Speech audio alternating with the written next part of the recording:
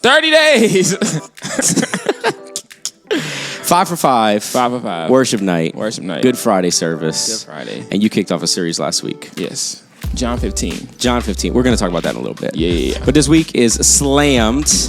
Because we have a lot of stuff going on. Act like Jazz you've heard Fest this before on Saturday. Jazz Fest is one of the things that's Let's talk about the happening. Pelicans.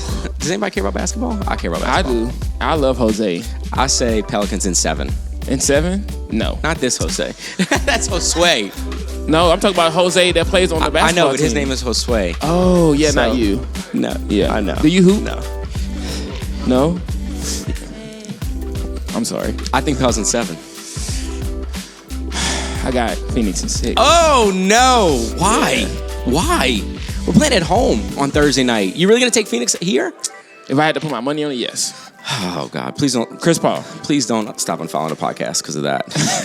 I think, and then if we This go, podcast if we is make it about to the second honesty. round, they said that Zion's going to play. No. All right, I don't want to talk about it. All right, No. let's. He gonna be lollygagging in half court. He heavier now. Just leave it at that. No, I don't. No. Okay. Anyway, so Saints are drafting tomorrow Saints night. are drafting. Moved up to draft 2 spots. Who do you think they're drafting? Do you keep up with that or no? I think they're gonna draft a football player. Okay. Am I wrong? You're gonna look at me and tell me I'm wrong? Can you do my reference? Thank you. I think they take QB and wide receiver. First 2. That's what I think. It's Quarterback okay. would be great. Why? No slight to Jameis, but You don't like Jameis? I do like Jameis, but I it'd like be nice Jameis. to have a backup behind Jameis. Oh, we do have Andy Dalton though, right? Yeah. And Taysom Hill. So a quarterback. Well, I mean, I think you're looking long term. So Yeah. I don't know. I like Jameis though. So we'll see what happens.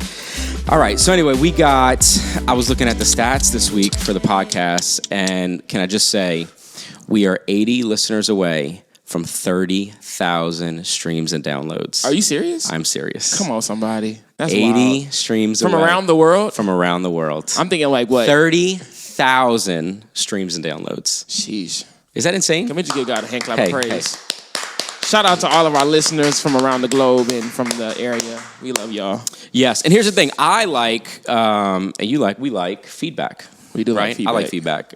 We love We got feedback. feedback this morning from South Korea, which is really awesome. And so I want to go ahead and You should read it, yeah. Should I read it? Okay. did, It says, you good evening from South Korea. About 2 weeks ago, I found your podcast, and I've listened to it at least one episode every single day. That's called commitment. Yeah. That's called commitment. That's a word for somebody. I know. Well, do you know? Okay, here's a pop quiz. Do you know how many episodes we have available on the podcast? Oh, geez. Come on, take a guess. 2? What? No, like how many 200 episodes? Okay, 200 Yeah, what? like 238. 227. Oh, that wasn't a bad guess. So if you start today, essentially by the end of the year, you will have one episode for almost... Is that a challenge? It is a challenge. Ooh. It is a challenge. If anybody wants to, and we got good stuff on here. We got apologetic seminars, all kind of good stuff. Yeah. All right. Anyway, so she said she found our podcast. She's supposed to do it once a day from South Korea. I recently transitioned from a very dark, trying, and waiting season in my life to a very eye-opening, light, and growing season. I'm active duty military, shout out to military, and deployed for a year in Korea, and I just felt the presence of God reassuring me that this is exactly where He wants me in life. The podcast helps me maintain a transformation mindset and being grounded in the Lord and His will, resisting the urge to conform to the ways of this world. Thank you so much for all you do. What you do matters. Just wanted to share. Have a great day. It's a great day here. And that, at my the friends, is Overflow. what it's all about. That's We love amazing, it. right? That's great. amazing. That's encouraging. And it all came energizing. because some person shared the podcast. I think that's important. Yeah. Right? And so I would encourage people who are listening to share the podcast. We like see them on Instagram. Make sure you tag in the BLOC whenever you do that so that we can repost that. Yep. Share it with your friends on Twitter, all those things. And so other people around the world can. That's good stuff. It is all the way good from stuff. South Korea. South Korea. That's wild. That's far. That's crazy. That's far. And people are listening all over the world. That's what a simple share can do. So we're down to, 78 more before we get to 30,000. We may get to 30,000 before the podcast is over today, before we finish recording. What will we do if we get to 30,000? I don't know. Maybe we should do a wings challenge. Okay, let's continue.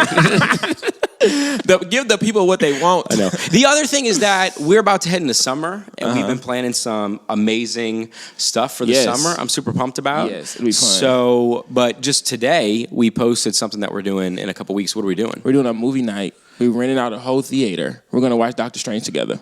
We rented out the whole movie theater. The whole theater. It's just for us. One screen or all of them? What do you mean one screen? You said the movie theater. I'm just asking. One room in the theater. What if all of the people who listen to the podcast come? You really gonna do this on live? Are you serious? We rented out one room in the theater. One what? One room. OOM. Room. Okay, go ahead. Not rum, but room. Okay. And if you bring $10 Sunday, the first 40 people will get an entry. It's gonna be fantastic. That's all. We'll get an entry. Entry. Are we drawn to go in? Or they're getting a ticket? I hope y'all understand because he's having a hard time. I'm excited. So that is it'll be a good time. It'll be fun. Yeah. It'll be May 6th, which I think is the day it releases. That's a day after. The day after? It releases on Thursday? No, it's a day after. Cinco de Mayo. Oh. Hey. Every time anybody says anything Spanish, they go to Josue. It's just like, you gotta let them represent. I know. Fine. All right, so you started a series this past Sunday night at the Block. I'm super pumped about it. And it was on John 15. John 15, which, by the way, the very first message I ever preached to our young adults really was John 15. Wow. 9.5 years ago. Wow. How crazy is that? That is crazy. Yep. In the back room, 6 people, John 15. I think I still have my notes from that, so I thought it was really cool. You didn't share them with me? Yeah, but this is a fresh word right here. I'm excited about this. For the next one, you can go ahead and slide me some. No, you good. You good. I was listening to the podcast yesterday in the car, and I got my handkerchief out, and I said, I was just waving it. It was so good. You said a lot of good stuff. So why John 15? Everything, we say, hey, Darius, pick a series. What you want to do? Why John 15? I really, really like John chapter 15. Why? Because it talks about just essentially just staying connected to God. And like what that looks like if we stay connected with him. And so like yesterday, like for example, the passage always struck me first because it started off by talking about, well, if he's going to make us more fruitful, then he's going to take things away from us. And I just didn't understand that concept. Like especially there was a season in my life where like I was praying so hard for my family to be committed to following Jesus, to really abide and stay connected to the vine the way John 15 talks about. And when they did come to Jesus, everything in their life like flipped upside down. And I was like, God, what is happening? Like I prayed for this for so long. Yeah. And I finally got to experience them like walk up to the altar at church and just like bawl, cry, and be like, I really want to commit my life to Jesus. And it seemed like from that moment on, like he just seemed more absent than he was before they came to him. Yeah. But what I realized even in reading this passage is that God was trying to prune some things out of their life to make them more fruitful. Like if we were going to commit ourselves to him, there were some other things on the throne. To not give too many details, there was so many other things on the throne of our lives that he had to remove from our lives as a family, so that he can be the Lord of our life, right? So that we can be more fruitful. But it all began with him taking things out of our life, which was a rough and hard process. But John 15 lets us see that, like, although that's hard and very difficult, it is the way and the means to like maximum fruitfulness. And John 15 lets us in on that. And so it was just like a really big passage in my life for like a really tough season, and it got us through. You talked about 4 specific things, I think, in this message that I really liked. You touched on dying fruit, on bruised fruit, dead fruit, and diseased fruit. Yeah. And you went into detail about those. Why'd you do those 4? Was there one that you left out? Or you know what I'm saying? Like sometimes when I'm writing a sermon, I have to leave a bunch of stuff out. Yeah. So did you leave anything out? I didn't leave anything out, actually. Okay. Like I said in the sermon, I literally just looked it up on YouTube. And like these are literally the things that they said in the video that practically gardeners look at when they go to trim trees. But I remember it just being so evident in my life. I was like, disease fruit. Like that's just my sin, you know? And so, but it was like happening in my quiet time. So like God was really teaching me through his spirit, like trying to help me identify what needs to come out so that I can be filled with more of who he is and what he has for me. And like those are just 4 overarching categories that I just thought everybody would be able to relate to and could easily identify, But I said, so you say easily identify. how do you identify? I mean, you hit these 4 areas, but my experience is that, and sometimes I have had, I don't know how you have like a blind spot in your life. I think sometimes people have spiritual blind spots, and they don't see some of these, for example, diseased fruit, right? So for you said your sins, all sins, and secret sins, right? And so some people are like focusing on all the areas, but I really like how you drew the illustration of how there's something taking place internally and you don't see it, but it will come out externally. So how do you identify what's going on that nobody else will see, but even you may be spiritually blind to those things? And I think that's primarily why in the message, and I probably could have did this a little bit better, I wanted to make sure I emphasized this is something, I'm not exhausting any of these fruit, right? There are probably more fruit and there's probably more examples under each fruit. But what I wanted you to do is kind of like, for it to be an eye-opening thing, that you take to God and say, okay, are there more examples of what diseased fruit look like in my life? Is there more example of the dying fruit that exists in my life? Right? And so I wanted to help people spark a conversation with God that is focused on taking the harmful things out of our lives that look like dying, disease, dead, and all the rest. So that would look like having conversations with God, right? Allowing the Holy Spirit to reveal the things in you that the blind spots in your life that you haven't realized for yourself. Right. But also talking to people within your community, within your sphere of influence, people that you trust, and being like, what are the blind spots that you see in my life that if I remove these things out of my life, I may live a more fruitful life, right? And so it was a conversation starter for so many other conversations that needed to be had between you and somebody else, perhaps, and especially between you and God. That's really good. Over the pandemic, I read this book. It was called The Soul of Shame. And it basically went back to Genesis and how really talked about shame. But the picture that it painted of shame was one I've never seen before, because I've always heard, well, shame is from the enemy, shame is from the enemy.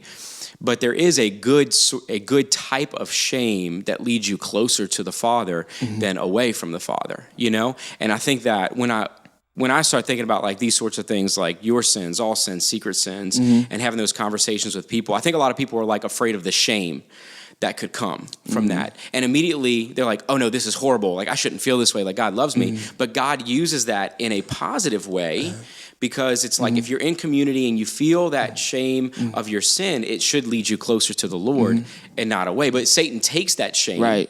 If you're not in community, like if you just heard the message on Sunday that you preached, and didn't go to the altar, and didn't get connected to a life group, and was like, well, I'm just going to stay connected to the Lord, just me and God. What would you say to that person? It's a trap. It's a trap. It's a real trap. Yeah. Because the enemy, that's what he does. Like you can do this. You can be pruned, but just be pruned by yourself, right? If you it lures you into seclusion. It lures you away from people, away from community, to this I can do it all by myself idea. And like Scripture just opposes that idea from the front to the back. Right. Like we need each other, like we need community. And so I would tell that person, don't. And that's the thing, that's the beautiful thing about God. Yeah. Like we talked about shame, is that like he can use any and everything to help us grow closer to him, right? But it all begins like when we come to him and say, okay, God, I'm ready to give you these things, right? And like I said, Sunday, for some people, you have enough strength to go to the altar, right? Fight for yourself and just you're ready to give these things to God, right? But for others of you, it takes time for you to get there.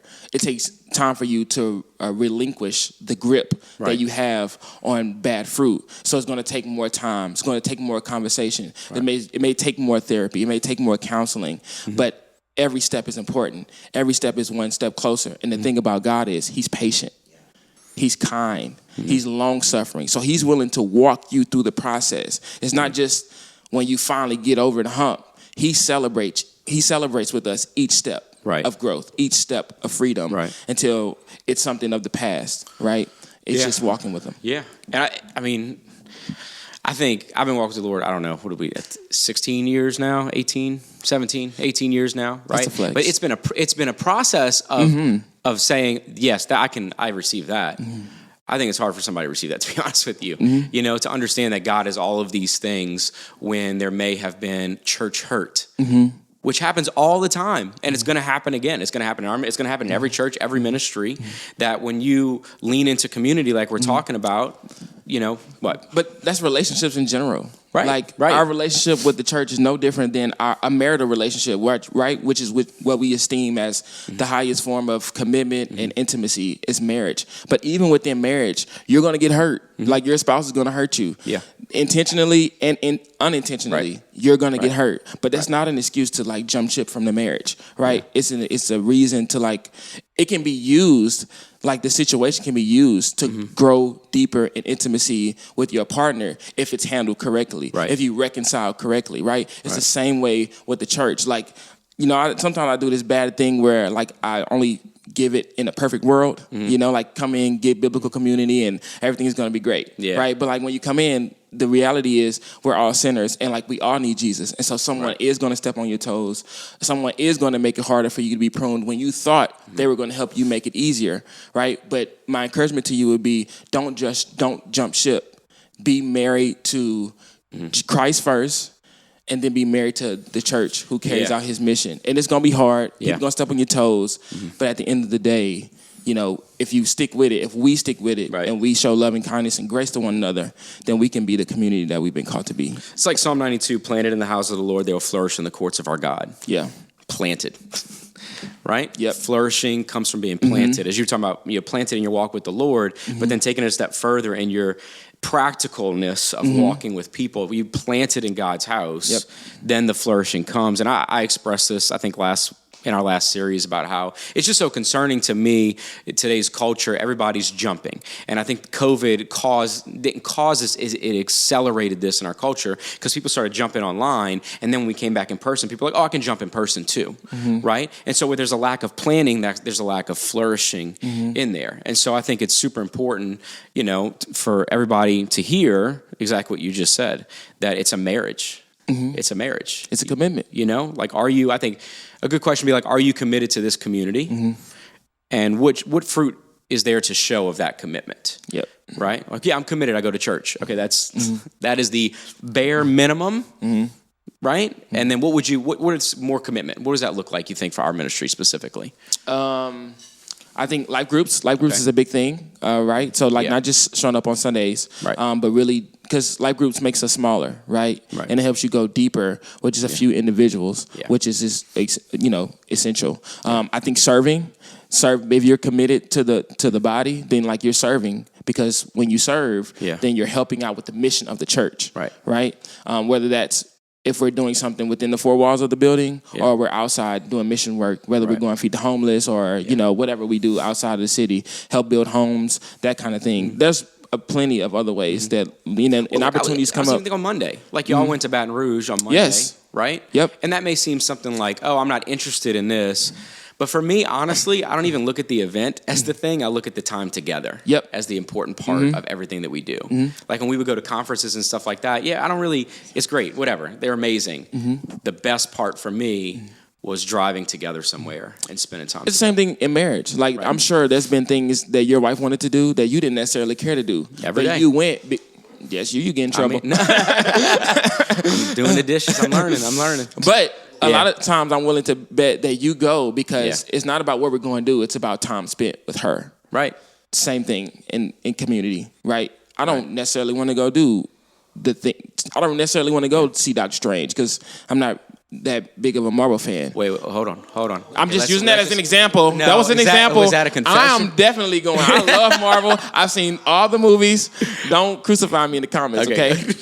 It was just an example because that's the next event we have. If you don't want to go, then maybe you should go. Not because you like the movie per se, but more because the Bible says, forsake not the assembly of believers. And that's not limited to worship and inside the building. Though it's more certainly included, but it's not limited to that. When we get together, you should being around positivity, being around, you know, goodness. And the fruits of the Spirit. That's you know. And there will be no shortage of opportunity this summer for people to come into like hang We've out. got a whole list of things. It's going to be a fun summer. It is. I'm so excited for the summer. It's going to be good. It's going to be real good. So of the four that you mentioned, because once again, I'm going back to like I'm looking at this message. Was there one that you wish you would have spent more time on?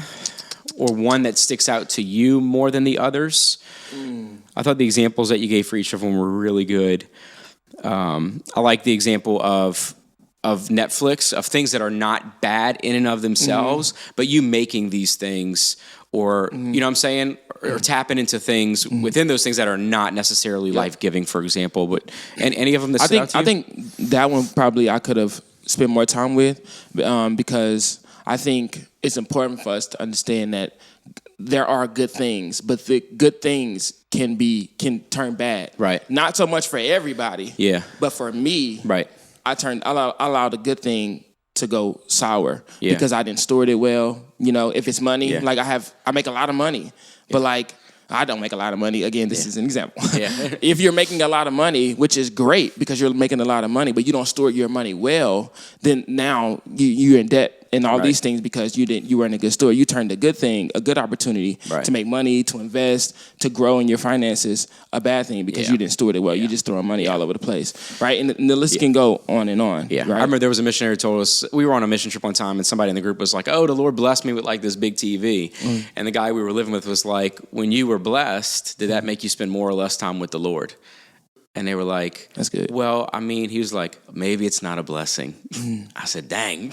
I said, "All right." That's a way of perspective of looking at things. But even I think of people who see job opportunities and things of that as blessings, just like you said.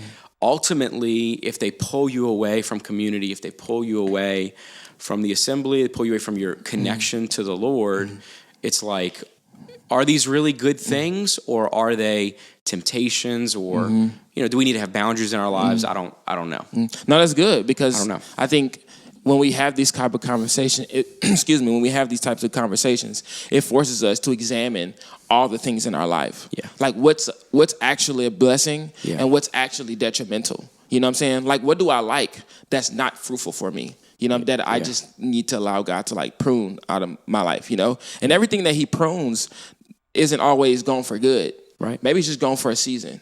Maybe you need to spend some time maturing, and then this said thing will come back to you when you're ready for it. You know what I'm saying? But you got it too soon. You know what I'm saying? Right. And so we just could have went a lot deeper there. But again, like I said earlier, I just wanted to just wanted to help you start a conversation, right? With God, maybe with somebody else. And now look at us having a conversation about what we talked about. Right. Now we're going deeper. Now we're able to identify more things in our life as well. And that was the whole idea. Yeah. I thought once again, John 15 is my favorite.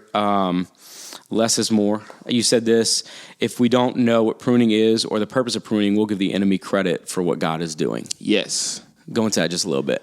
Because when the enemy comes to steal, kill, and destroy.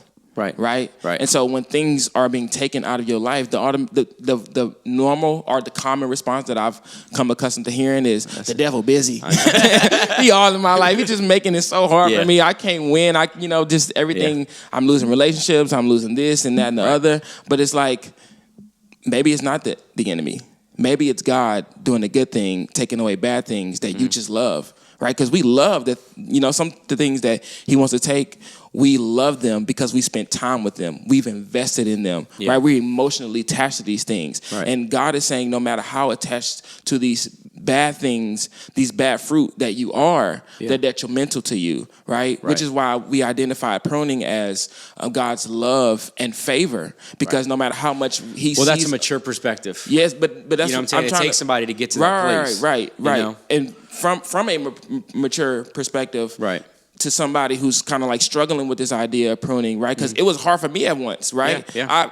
I got here over time. You know what I'm saying? Yeah. But if I'm talking to that person, I want you have to keep in the front of your mind that this is God's love.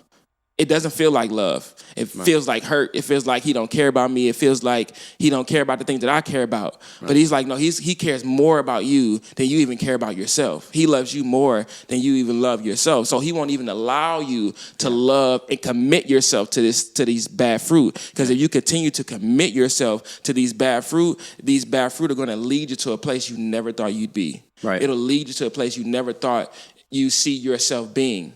But if you can trust him, if you can keep your eyes on the fact that God knows what's best for me and he has what's best for me, maybe not in a moment, but over time, I'll start to loosen my grip just a little bit more and a little bit more. Because whatever God wants, I know that's the best for me. Not because I've heard it, but because I've given him enough things to know for myself.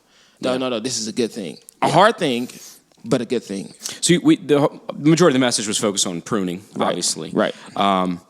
But as in the first verses that you read the whole chapter at the beginning. We talk about staying connected. What does that practically look like for someone today? They're going to shut the podcast off and say, okay, I want to go get connected to the Lord. What does that look like? Spending some time in the Word. Okay, so reading the Word. Reading the Word. So Bible reading, prayer. Prayer is essential, and community, and worship, and spending time in worship, right? Yeah. Those things for me are just the foundational. They don't change, right? If you do these things slowly but surely, by spending time in the presence of God, it'll just help over time. It softens the heart and loosens the grip. Does that make sense? Yeah, like I think consistency in those things. When I first gave my life to the Lord, the very next day, for some reason, I had the Purpose-Driven Life in my car, and I started reading it every day before I went to school in the morning. I go get breakfast and I read the Purpose-Driven Life. And I realized that after 40 days, I had just become so accustomed to spending time with the Lord that it just kept rolling over and being more consistent as I grew. You know what I'm saying? And so I think that if somebody could find a plan or find some sort of thing where they can say, I think there's like, scientific studies, like if you do something for 30 or 20, whatever it is. 21 days, I think. It becomes a habit. Right. Yeah. Right. And so I would just commit. I'd ask people to commit, say, okay, let's say 21 days from when you're listening to this. Make a commitment, make a plan. It don't have to be something crazy.